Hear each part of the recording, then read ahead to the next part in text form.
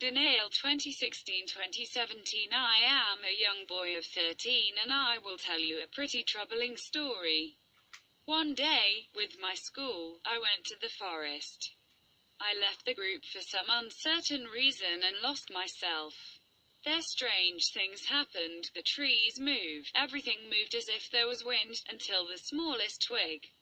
Yet the wind had not risen. I began to worry in this gloomy forest. And there I heard a noise and turned around. Just in front of me stood a young boy. Just seeing him I shuddered. He must have been around 10.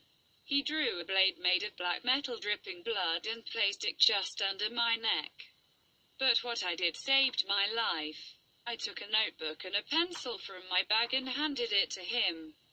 Astonished, he put his blade in his scabbard and took what I handed him. He looked at me. I did not even need to ask him. He had already understood. A smile appeared on his face. He opened my notebook, signed it and returned it to me. He turned on his heels, but as he was leaving, I held him back. He has returned to me, and I asked him to tell me his story. He nodded and started. In ancient times, on a day of clear sun, I found a parchment sealed with a seal. On the case there was marked, "Do not open." As it was out of curiosity I opened it and read it. Everything darkened and when I woke I was on the ground next to a lake. I saw my reflection in the water of this lake, but the young and beautiful boy that I was formerly had unfortunately disappeared.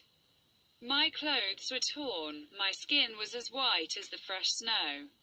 The pupils of my eyes had turned from blue to red and sclera from white to black.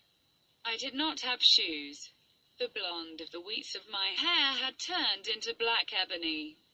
My chin was less pronounced and disappeared under my mouth. My teeth had become sharp canines, sharper than the fangs of a wolf. I could not eat anything but meat. Wait, you wanted to eat me? That's right. Can I continue? My nails had been replaced by flesh and on the feet I had traces of burns quite painful. I had no navel, the being that I am is no longer very desirable.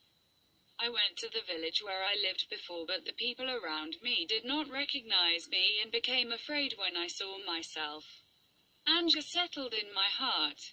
The beings who were dear to me had not gone beyond my physical appearance and the beast I had become. Faced with the abandonment and forgetfulness of my relatives, not wanting to hurt them, I turned to leave, but at that moment, my stupid brother fell and cut himself. At the sight of the blood my animal instinct took over and I devoured him all in spite of myself. When I realized the carnage I had done, I could not bear it. But in honor of what they were before I burst their tattered bodies near the lake that had hurt me so much. I feel that the little humanity that lived in me was dead and buried with their bodies at that time. From now on alone, I went to my parents' house and took the little money they had. I went to the next village and with the money I had the sword I put under your neck and a round shield. I bought a leather purse to hold the remaining écus and a gourd to quench my thirst wherever I am, whatever I do. Then I procured new clothes, including long-sleeved blue night-gowns and tunics, and a black hooded cape. As you can see, I always wear these clothes and I do not intend to change them. Since that day, the time does not reach me anymore. I wander in search of prey to fill my appetite and emptiness in my heart. I took part in all the battles and wars in which men have been torn apart during these centuries. I had fun slaughtering men on both sides who were not much better than others. Here, now that you know almost my story, I could tell you more, but I do not want to. Go away and never come back. If one day I come back again, I will not spare you. I now understand that the lack of interest I had given him with a pencil and paper had given him enough humanity to spare me. This time, now you know everything. Watch out, his next victim may be you.